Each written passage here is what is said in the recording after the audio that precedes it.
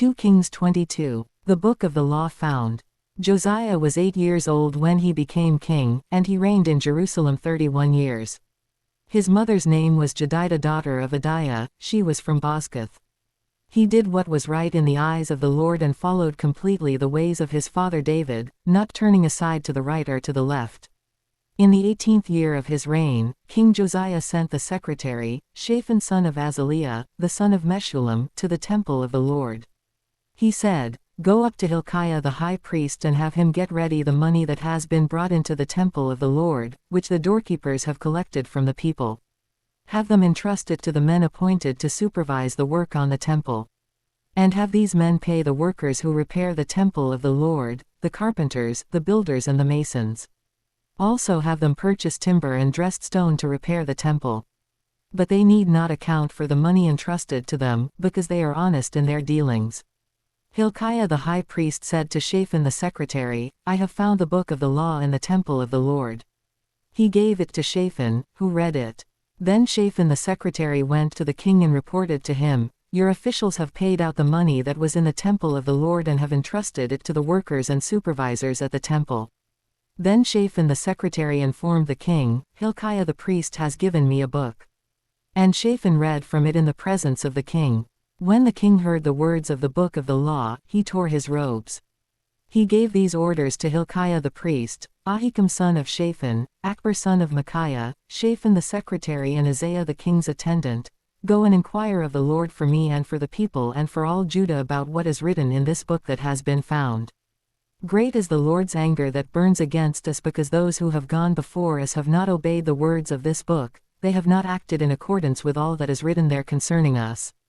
Hilkiah the priest, Ahikam, Akbar, Shaphan and Isaiah went to speak to the prophet Huldah, who was the wife of Shallum son of Tikvah, the son of Harhas, keeper of the wardrobe. She lived in Jerusalem, in the new quarter. She said to them, "This is what the Lord, the God of Israel, says, tell the man who sent you to me, this is what the Lord says, I am going to bring disaster on this place and its people, according to everything written in the book the king of Judah has read. Because they have forsaken me and burned incense to other gods and aroused my anger by all the idols their hands have made, my anger will burn against this place and will not be quenched. Tell the king of Judah, who sent you to inquire of the Lord, this is what the Lord, the God of Israel, says concerning the words you heard, because your heart was responsive and you humbled yourself before the Lord when you heard what I have spoken against this place and its people, that they would become a curse and be laid waste. And because you tore your robes and wept in my presence, I also have heard you, declares the Lord. Therefore I will gather you to your ancestors, and you will be buried in peace. Your eyes will not see all the disaster I am going to bring on this place." So they took her answer back to the king. 2 Kings 23. Josiah renews the covenant. Then the king called together all the elders of Judah and Jerusalem. He went up to the temple of the Lord with the people of Judah, the inhabitants of Jerusalem, the priests and the prophets, all the people from the least to the greatest. He read in their hearing all the words of the book of the covenant, which had been found in the temple of the Lord. The king stood by the pillar and renewed the covenant in the presence of the Lord, to follow the Lord and keep his commands, statutes and decrees with all his heart and all his soul, thus confirming the words of the covenant written in this book. Then all the people pledged themselves to the covenant.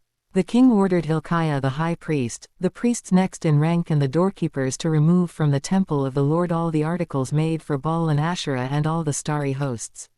He burned them outside Jerusalem in the fields of the Kidron Valley and took the ashes to Bethel. He did away with the idolatrous priests appointed by the kings of Judah to burn incense on the high places of the towns of Judah and on those around Jerusalem, those who burned incense to Baal, to the sun and moon, to the constellations and to all the starry hosts. He took the Asherah pole from the temple of the Lord to the Kidron Valley outside Jerusalem and burned it there. He ground it to powder and scattered the dust over the graves of the common people.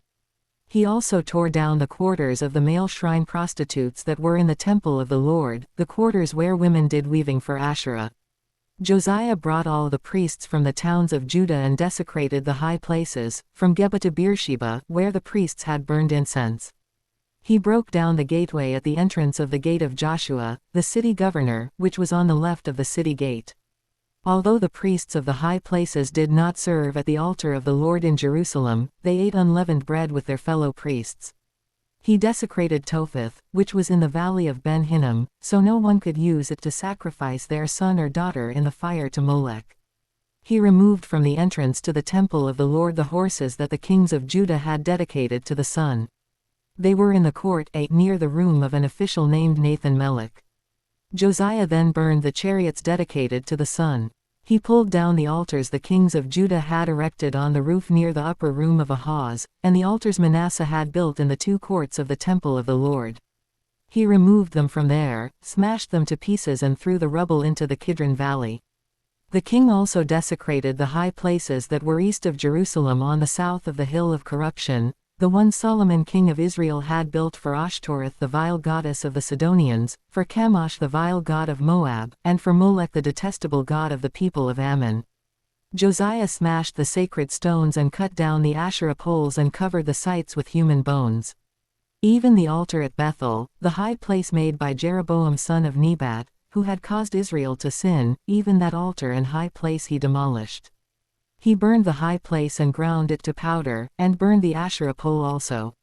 Then Josiah looked around, and when he saw the tombs that were there on the hillside, he had the bones removed from them and burned on the altar to defile it, in accordance with the word of the Lord proclaimed by the man of God who foretold these things. The king asked, "What is that tombstone I see?" The people of the city said, "It marks the tomb of the man of God who came from Judah and pronounced against the altar of Bethel the very things you have done to it." "Leave it alone," he said. "Don't let anyone disturb his bones." So they spared his bones and those of the prophet who had come from Samaria. Just as he had done at Bethel, Josiah removed all the shrines at the high places that the kings of Israel had built in the towns of Samaria and that had aroused the Lord's anger.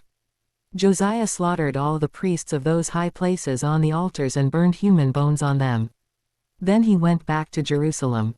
The king gave this order to all the people: "Celebrate the Passover to the Lord your God, as it is written in this book of the covenant." Neither in the days of the judges who led Israel nor in the days of the kings of Israel and the kings of Judah had any such Passover been observed.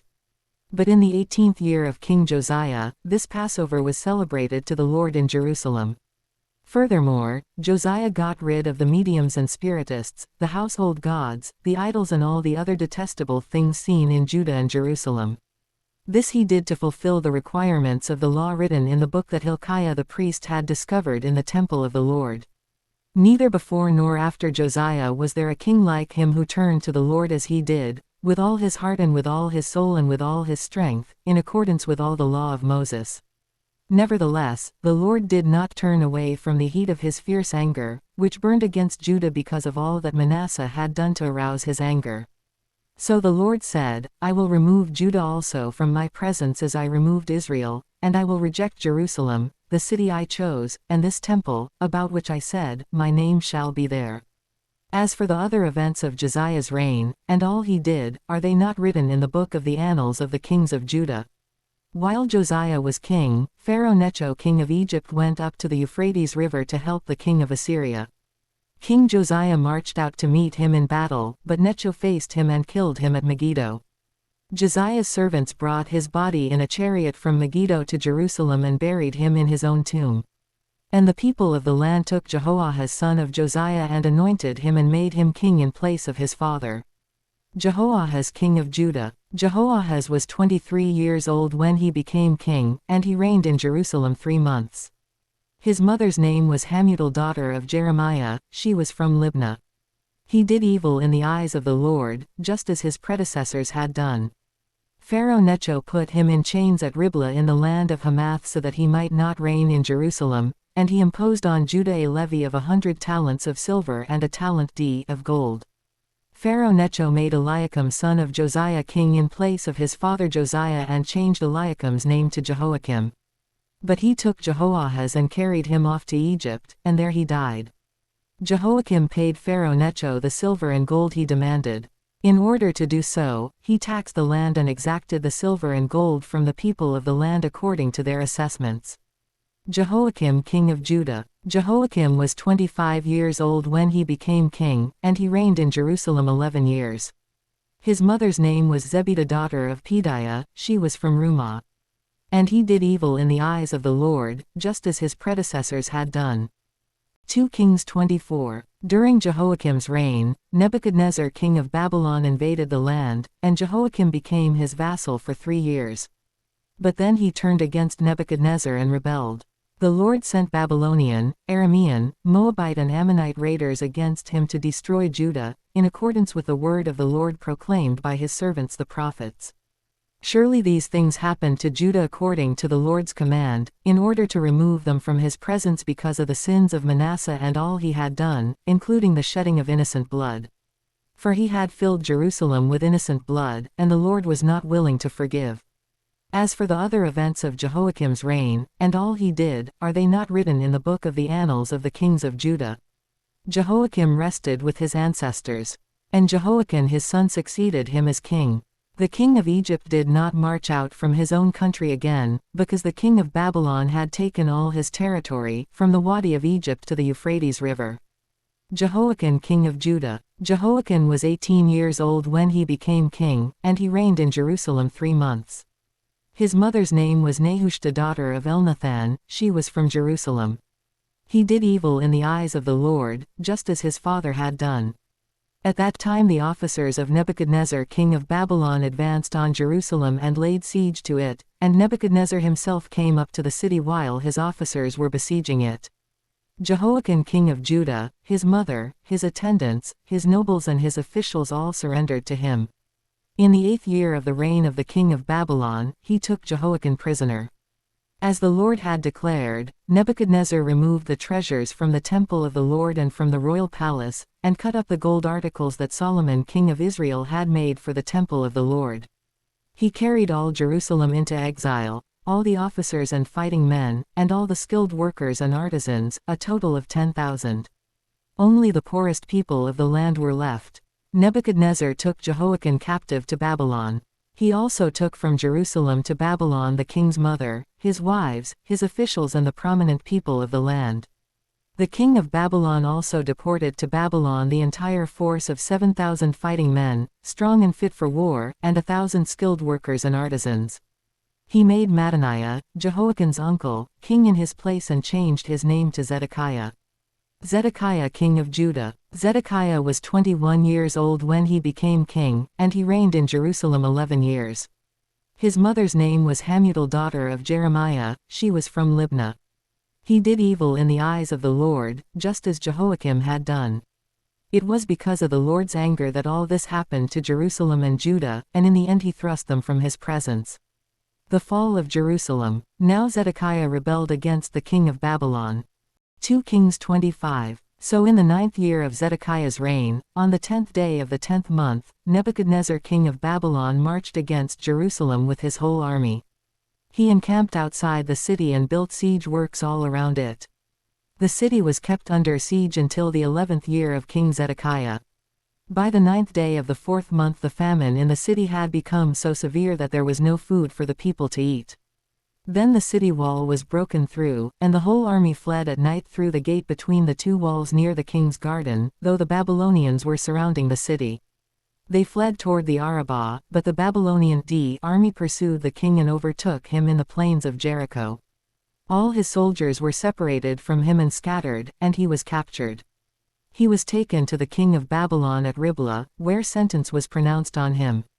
They killed the sons of Zedekiah before his eyes. Then they put out his eyes, bound him with bronze shackles and took him to Babylon. On the 7th day of the 5th month, in the 19th year of Nebuchadnezzar king of Babylon, Nebuzaradan commander of the imperial guard, an official of the king of Babylon, came to Jerusalem. He set fire to the temple of the Lord, the royal palace and all the houses of Jerusalem. Every important building he burned down. The whole Babylonian army under the commander of the imperial guard broke down the walls around Jerusalem.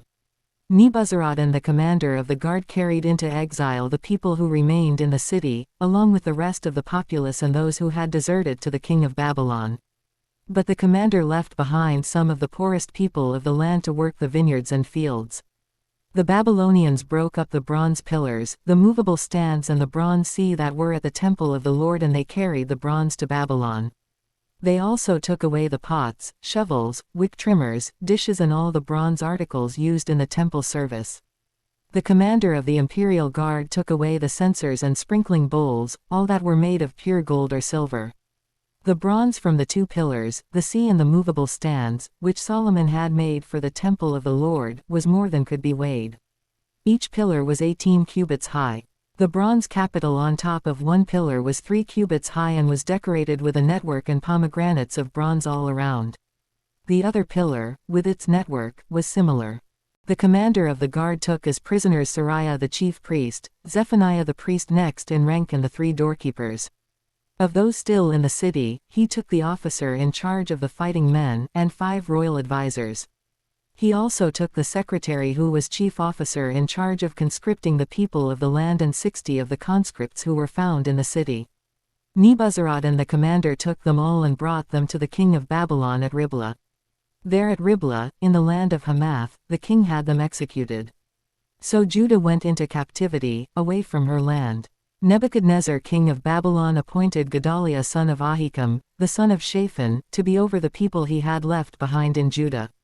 When all the army officers and their men heard that the king of Babylon had appointed Gedaliah as governor, they came to Gedaliah at Mizpah, Ishmael son of Nethaniah, Johanan son of Kareah, Sariah son of Tanhumeth the Netophathite, Jozaniah the son of the Maacathite, and their men. Gedaliah took an oath to reassure them and their men. "Do not be afraid of the Babylonian officials," he said. "Settle down in the land and serve the king of Babylon, and it will go well with you." In the 7th month, however, Ishmael son of Nethaniah, the son of Elishama, who was of royal blood, came with 10 men and assassinated Gedaliah and also the men of Judah and the Babylonians who were with him at Mizpah. At this, all the people from the least to the greatest, together with the army officers, fled to Egypt for fear of the Babylonians. Jehoiakim released. In the 37th year of the exile of Jehoiakim king of Judah, in the year Awel-Marduk became king of Babylon, he released Jehoiakim king of Judah from prison. He did this on the 27th day of the 12th month. He spoke kindly to him and gave him a seat of honor higher than those of the other kings who were with him in Babylon. So Jehoiakim put aside his prison clothes and for the rest of his life ate regularly at the king's table. Day by day the king gave Jehoiakim a regular allowance as long as he lived.